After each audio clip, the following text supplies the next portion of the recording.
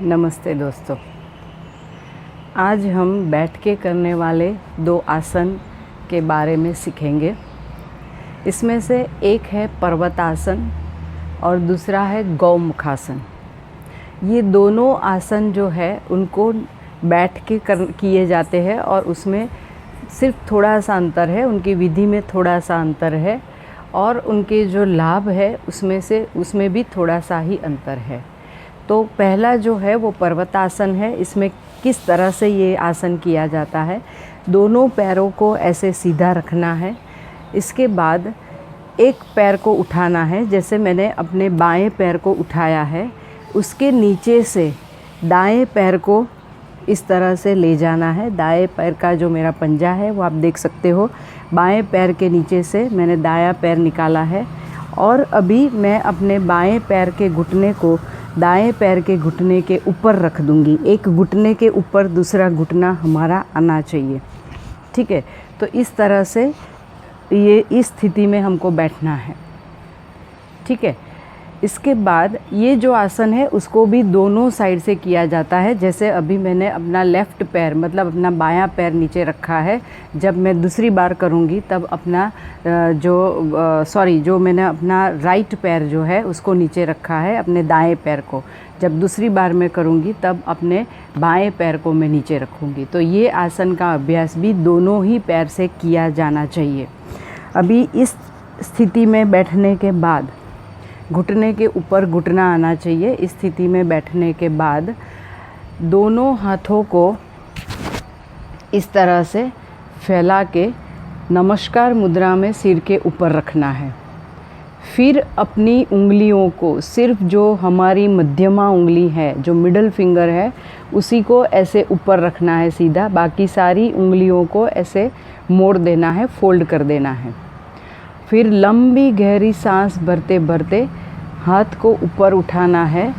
हाथ की जो हथेलियां हैं वो खुलनी नहीं चाहिए आकाश की ओर। सिर्फ हमारी मध्यमा उंगलियां ही इस तरह से नमस्कार मुद्रा में रहेगी, बाहर की ओर रहेगी। बाकी सारी उंगलियों को हमने मोड़ के रखना है। सांस भरते भरते इस तरह से ऊपर उठाना है। हाथों को जितना आप ऊपर उठा सकते हो, जितना खींच सकते हो उतना खींचना है। दोनों हाथ अपने कानों से लगे रहने चाहिए। और फिर आसन की पूर्ण स्थिति में आने के बाद आप अपनी सामान्य सांस प्रश्वास ले सकते हो, या तो फिर जो आपने एक लंबी गहरी सांस भरते भरते आपने हाथों को ऊपर उठाया है उसके बाद सांस को रोक के भी रख सकते हो, मतलब अंतः कुंभक के साथ भी इस आसन का अभ्यास कर सकते हो। जो लोग सांस नहीं रोक सकते हैं, अंतः कुंभक नहीं कर सकते हैं, वो अपनी सामान्य सांस प्रश्वास भी ले सकते हैं। जितनी देर तक आप रुक सको उतनी देर तक इस आसन की स्थिति में रुकना है। इसमें अगर आप इसको थोड़ा एडवांस बनाना चाहो तो इस स्थिति में आने के बाद आप कपालभाति का अभ्यास भी कर सकते हो। जैसे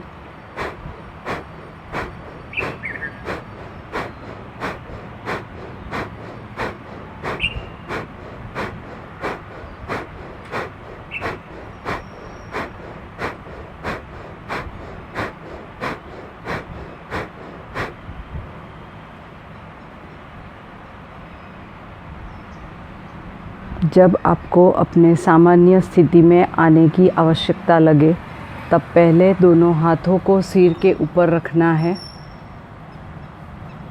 फिर हाथों को नमस्कार मुद्रा में लाना है।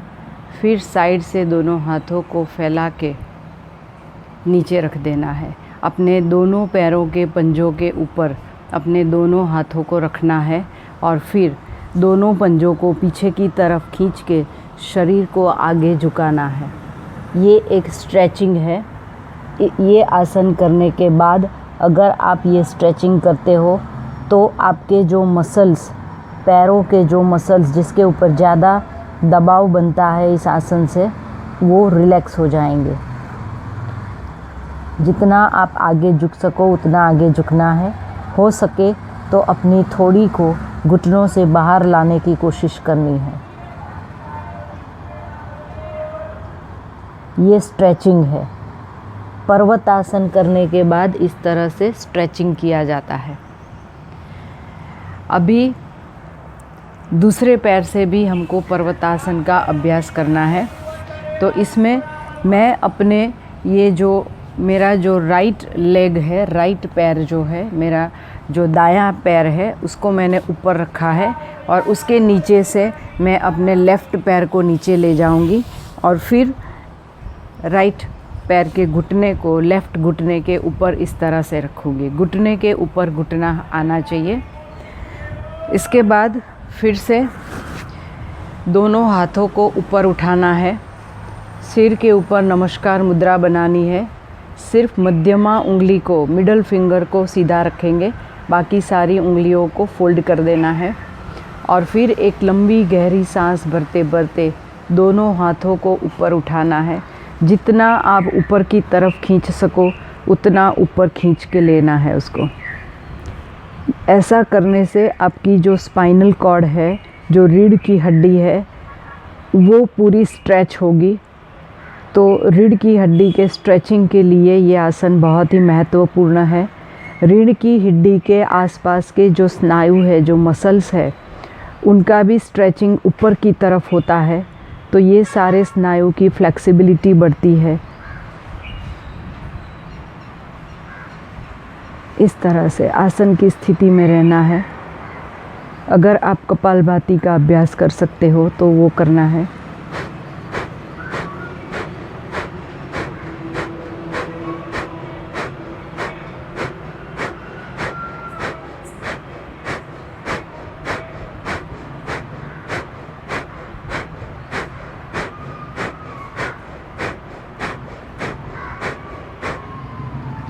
इसके बाद सामान्य स्थिति में आने के लिए दोनों हाथों को सिर के ऊपर रख के, इसके बाद पूरी सारी ही उंगलियों को खोल के नमस्कार मुद्रा, और उसके बाद उनको साइड पे लाना है। दोनों हाथों से पैर के पंजों को पीछे की तरफ खींचना है और शरीर को आगे की तरफ झुका के एक पूरा स्ट्रेचिंग देना है अपने पैरों को।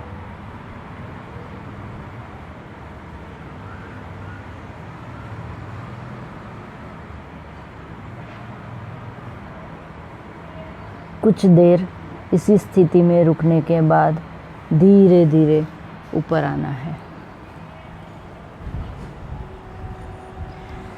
पर्वतासन जो है उसका नाम ही पर्वतासन, मतलब पर्वत के जैसी स्थिरता हमारे मस्तिष्क में आती है, हमारे विचारों में आती है। इस आसन के मानसिक लाभ और आध्यात्मिक लाभ भी बहुत ज़्यादा है। जो लोग अपने आप कोई निर्णय नहीं ले सकते हैं, जिनका जो डिसीज़न पावर है वो वीक है, जिनको अपने निर्णय के ऊपर भरोसा नहीं होता है, जिनको अपने निर्णय के लिए दूसरों के ऊपर डिपेंडेंट रहना पड़ता है, उन लोगों के लिए ये आसन बहुत ही उपयोगी माना जाता है। इस आसन से आपके विचारों में, आपके निर्णय में पर्वत के जैसी स्थिरता आती है, आपके स्वभाव में स्थिरता आती है। जीवन में जो भी सुख या दुख आते हैं जिससे हम विचलित हो जाते हैं, तो ये आसन का निरंतर अभ्यास करने से आपके विचारों की जो स्थिरता है वो बढ़ती है। मतलब आप कोई भी दुख से, कोई भी कोई भी आपको ऐसा ऑल ऑफ सडन अगर कोई ऐसा हादसा जीवन में हो जाता है तो उससे आप जल्दी विचलित नहीं होंगे, आप स्थिर रह पाओगे, अपने मन को, अपने विचारों को, अपनी भावनाओं को कंट्रोल कर सकोगे। आप जो भी निर्णय लेते हो उस निर्णय में आप अपने आप को डट के वो निर्णय लोगे और उस निर्णय के साथ आप बहुत ही अच्छे से, एक स्ट्रांगली, एक बहुत ही दृढ़ता के साथ आप अपने निर्णय के साथ जुड़े रहोगे। तो ये इसके मानसिक लाभ है। जो लोग ध्यान करना चाहते हैं, जो लोग मेडिटेशन करना चाहते हैं, उनके लिए भी ये आसन बहुत ही उपयोगी आसन है। आप आसन की पूर्ण स्थिति में जब जाते हो और तब आपको विचार क्या करने हैं, तो आसन की पूर्ण स्थिति में जाने के बाद आपको ये सोचना है कि मेरा मन, मेरा शरीर पर्वत की तरह स्थिर है, मेरे विचारों में पर्वत की जैसी स्थिरता है। मैं सुख या दुख कोई भी परिस्थिति में अपने आप को बहुत अच्छे से संभाल के रख सकता हूँ। जीवन की कोई भी परिस्थिति, कोई भी विकट परिस्थिति या विषम परिस्थिति मैं स्थिर हूँ। मैं अपने निर्णयों में बहुत ही स्थिर हूँ। मैं कोई भी समस्याओं में अपने आप को बहुत ही अच्छी निर्णय शक्ति से आगे ला सकता हूँ। इस तरह के विचार आपको मन ही मन करने हैं। तो कोई भी आसन जब आप करते हो, जो आसन के आपको मैं लाभ बताती हूँ, जब आप आसन की पूर्ण स्थिति में जाते हो तब उन लाभ को आपको दिमाग के अंदर दोहराना है। जैसे हम पेट के कोई आसन करते हैं जिससे हमारे पेट की समस्या दूर होती है, तो जब आसन की पूर्ण स्थिति में आप होते हो तब आपको ये सोचना है कि इस आसन से मुझे बहुत ही ज़्यादा लाभ हो रहे हैं। मेरा पेट स्वस्थ बन रहा है, मेरे पेट के सारे अवयव जो है वो स्वस्थ बन रहे हैं, मेरा डाइजेशन इम्प्रूव हो रहा है, मेरी कब्ज़ की समस्या दूर हो रही है, एसिडिटी की समस्या दूर हो रही है। ये सब सोचना है। तो हर आसन के जो लाभ है वो आसन की पूर्ण स्थिति में जाने के बाद आपको उसी लाभ के बारे में सोचना है। आपको ये सोचना है कि आपको ये सारे लाभ मिल रहे हैं, आपके शरीर को ये सारे लाभ मिल रहे हैं। तो इससे आपको बहुत ही ज़्यादा फ़ायदा होगा और मन जो है वो दूसरे विचारों के अंदर व्यस्त नहीं रहेगा। वो सिर्फ अपने बारे में, अपने लाभ के बारे में, अपने शरीर के स्वास्थ्य के बारे में ही सोचेगा। तो इससे आपको ज़्यादा लाभ मिलेगा, ज़्यादा बेनिफिट्स मिलेंगे। अभी दूसरा आसन जो हम करने जा रहे हैं वो है गौमुखासन। गौमुखासन में भी जो बैठने की स्थिति है वो पर्वतासन के जैसी ही है। एक पैर को, जैसे मैंने अपने बाएं पैर को उठाया है, तो दाएं पैर को उसके नीचे से मैं रखूँगी और उसके ऊपर मैं अपने बाएं पैर को रख दूँगी। दोनों पैर के घुटने एक दूसरे के ऊपर रहेंगे। जो पैर हमारा नीचे है, मतलब मेरा जो राइट पैर है, जो दायां पैर है वो नीचे है, तो मुझे अपने दाएं हाथ को पीछे ले जाना है। दाएं हाथ को पीछे ले जाने के लिए क्या करना है, आपको इसे ऐसे आगे खींच के लाना है। इसके बाद इसको आप पूरा रोटेट करके पीछे ले जाओ, तो आराम से आप उस हाथ को पीछे, जो अपनी शोल्डर प्लेट है उसको आप टच कर पाओगे। मैं आपको बाद में दिखाऊंगी, पीछे से भी मैं दिखाऊंगी कि किस तरह से ये आपको हाथ को पीछे ले जाना है। तो ये हाथ को हमने पीछे लिया। जो पैर हमारा ऊपर है, जैसे मेरा अभी बायां पैर ऊपर है, लेफ़्ट पैर ऊपर है, तो लेफ़्ट हाथ को ऐसा हथेलियों को आकाश की ओर रखना है और सांस भरते भरते भरते उस हाथ को उठाना है, उसको पीछे ले जाना है और जो हाथ हमारा नीचे है उसकी उंगलियों को पकड़ लेना है। तो जो हाथ हमारा ऊपर है वो कान से टच रहना चाहिए। शरीर बिल्कुल सीधा, बिल्कुल भी एक साइड पे ऐसा झुकना नहीं है, बिल्कुल सीधा रहना है। मन को स्थिर करना है, सामान्य सांस प्रश्वास को चालू रखना है और हो सके तो ऊपर के हाथ से नीचे के हाथ को खींचना है, नीचे के हाथ से ऊपर के हाथ को खींचना है। दोनों ही हाथ को अपोजिट डायरेक्शन में खींचते रहना है। तो इससे दोनों ही शोल्डर जो है हमारे, दोनों ही हाथ जो है उसके मसल्स जो है वो स्ट्रांग बनेंगे। शोल्डर के जो मसल्स है, जो हमारे कंधों के मसल्स है, उनकी भी मजबूताई बढ़ती है, उनकी स्ट्रेंथ बढ़ती है, उनकी ताकत बढ़ती है। इस तरह से आसन की पूर्ण स्थिति में आपको सामान्य सांस प्रश्वास, इसमें भी आपको यही सोचते रहना है कि इस आसन से मेरे शरीर को सारे ही लाभ मिल रहे हैं। मेरे कंधों का दर्द है वो दूर हो रहा है, मेरे शोल्डर के जो जॉइंट्स है, मेरे शोल्डर के जो मसल्स है वो मज़बूत बन रहे हैं। मेरे विचारों में भी मजबूताई है, मेरे विचार स्ट्रांग है, मैं खुद स्ट्रांग हूँ, मैं खुद स्वस्थ हूँ। इस तरह के विचार करने हैं। फिर जब आप वापस आना चाहे तो पहले ऊपर का हाथ आगे लाना है, इसके बाद पीछे का हाथ आगे लाना है और फिर पैर को इस तरह से खोलना है। ठीक है। अभी जो दूसरी साइड में करूँगी, ये आसन भी दोनों ही साइड से करना है। एक बार आपने एक साइड से किया, उस स्थिति में आप 30 सेकेंड या 1 मिनट या 1.5 मिनट अपनी क्षमता के अनुसार रुकोगे। उसके बाद जब आसन को खोल के दूसरी साइड भी उसी आसन का अभ्यास करना है।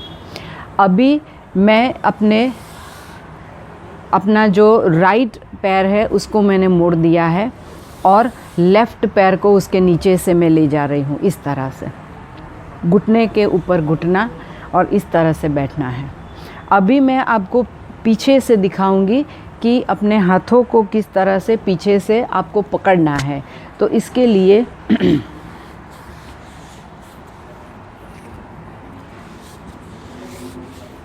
देखिए, इस तरह से बैठना है, घुटने के ऊपर घुटना है। ठीक है, इस तरह से बैठना है।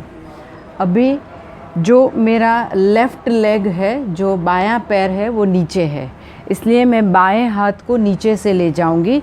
तो पहले हाथ को हम सीधा करेंगे, इस तरह से सीधा करेंगे, फिर सांस भरते भरते भरते उसको पूरा रोटेट करके पीछे लाना है। ये हमारी शोल्डर प्लेट है, यहाँ पर शोल्डर का एक बोन है, एक प्लेट है, उसको टच करना है। ठीक है, इस तरह से। फिर ये जो पैर, मेरा राइट पैर ऊपर है, तो राइट हाथ को मैं सांस भरते भरते ऊपर उठाऊंगी। जितना आप खींच सको उतना ऊपर खींचना है, उसके बाद उसको पीछे ले जाना है, तो आप आराम से पकड़ पाओगे। दोनों ही हाथों को इस तरह से पकड़ लेना है। ठीक है, शरीर बिल्कुल सीधा रहना चाहिए। अगर शरीर एक तरफ झुक गया है तो उसको सीधा कर लेना है। हाथ, ये जो ऊपर वाला हाथ है वो कान से टच रहना चाहिए और फिर ऊपर वाले हाथ से नीचे के हाथ को खींचना है, नीचे वाले हाथ से ऊपर के हाथ को खींचना है। इस तरह से दोनों हाथों को खींच के रखना है। ये आसन की पूर्ण स्थिति है। अगर आप नहीं कर पाते हो तो आपको एक छोटा सा नैपकिन लेना है। नैपकिन का एक जो एंड है वो एक हाथ से पकड़ना है और दूसरे हाथ से दूसरा, उसका जो छोर है, उसका जो दूसरा एंड है उसको पकड़ना है। इस तरह से नैपकिन को पकड़ के भी आप कर सकते हो। जो साधक अपना हाथ इस तरह से लॉक नहीं कर पाते हैं, उनको नैपकिन से प्रैक्टिस करनी है। फिर धीरे धीरे आप अपना हाथ ऊपर ला सकते हो। रोज़ के अभ्यास से, निरंतर अभ्यास से आपके स्नायुओं की फ्लेक्सिबिलिटी बढ़ेगी, तो आप आराम से दोनों हाथों को पकड़ पाओगे। ठीक है। फिर जब आप अपनी सामान्य स्थिति में आना चाहो तो पहले ऊपर का हाथ उठाना है, उसको नीचे लाना है, फिर नीचे के हाथ को ऐसा गोल घुमा के वापस लाना है और फिर जैसे हमने पर्वतासन में किया था वैसे ही दोनों हाथों से दोनों पैर के पंजों को पीछे की तरफ खींचना है और शरीर को आगे झुकाना है। आप देख सकते हो मेरा शरीर जो है वो सिर्फ कमर से झुक रहा है, हिप से उठना नहीं है, पीछे से शरीर को उठाना नहीं है। शरीर को नीचे ही ज़मीन के साथ ही टिका के रखना है, सिर्फ कमर से आगे झुकना है। तो ये हुआ स्ट्रेचिंग। फिर धीरे धीरे ऊपर आना है। ठीक है। तो ये गौमुखासन से हमारे दोनों हाथों की जो स्ट्रेंथ है, जो ताकत है वो बढ़ती है। दोनों हाथ के जो हमारे स्नायु है वो मजबूत बनते हैं। ये शोल्डर का जो जॉइंट है, जो कंधों का जो हमारा ये जो जॉइंट है वो हमारा मजबूत बनता है, उसकी जो फ्लेक्सिबिलिटी है वो बढ़ती है। जिनको शोल्डर पेन रहता है, जिनको फ्रोज़न शोल्डर रहता है, उनके लिए भी ये आसन बहुत ही लाभदायी आसन है। इसमें हम शरीर को ऐसा पूरा ऊपर की तरफ खींच के रखते हैं, तो जो हमारी स्पाइनल कॉर्ड है, जो रीढ़ की हड्डी जो है वो ऐसी सीधी ऊपर की तरफ खींचती है, उसको पूरा अपवर्ड स्ट्रेच मिलता है, तो उसकी फ्लेक्सिबिलिटी बढ़ती है। यहाँ की जो कमर की जो साइड की जो एक्स्ट्रा फैट है वो दूर होती है। सो ये एक्स्ट्रा फैट को रिड्यूस करने के लिए, साइड की जो फैट है उसको रिड्यूस करने के लिए भी ये आसन बहुत ही उपयोगी माना जाता है। दूसरा कि ये आसन में जो हम इस तरह का जो पोस्चर, जो आसन की पूर्ण स्थिति में जो ये पोस्चर बनाते हैं, उसमें हमारे लंग्स एक्सपांड होते हैं, हमारी छाती का भाग एक्सपांड होता है, तो लंग्स की कैपेसिटी बढ़ती है। ब्रीथिंग प्रोसेस जो है, हमारा सांस प्रश्वास है, उसके अंदर इम्प्रूवमेंट आता है, उसमें एक सुधार आता है। तो ज़्यादा ऑक्सीजनेटेड ब्लड जो है वो हमारे पूरे शरीर को मिलता है। तो ये, और हमारे पैरों की स्ट्रेंथ बढ़ती है क्योंकि हम एक घुटने के ऊपर दूसरे घुटने को टिकाते हैं। तो ये जो है पूरे मसल्स हमारे जो है वो बहुत ही अच्छे से उनको स्ट्रेचिंग मिलता है, बहुत ही अच्छे से ये सारे मसल्स हमारे खींचते हैं। तो जो पैरों का दर्द है वो दूर होता है, साइटिका का जो दर्द है वो भी इससे दूर होता है। तो ये आसन जो है उसका अभ्यास भी आपको रोज़ करना चाहिए। दोस्तों, अभी मैं अपने अगले वीडियो में शोल्डर पेन, फ्रोज़न शोल्डर जिनको रहता है, या तो फिर जिनके मसल्स शोल्डर के वीक है, या तो फिर जो मतलब हर कोई अपने कंधों के जो मसल्स हैं उनको स्ट्रॉन्ग बना के रखना चाहता है, तो उसके लिए कौन सी एक्सरसाइज हमको रोज़ करनी चाहिए, उसके बारे में मैं आपको बताऊंगी। तब तक के लिए धन्यवाद। ओम।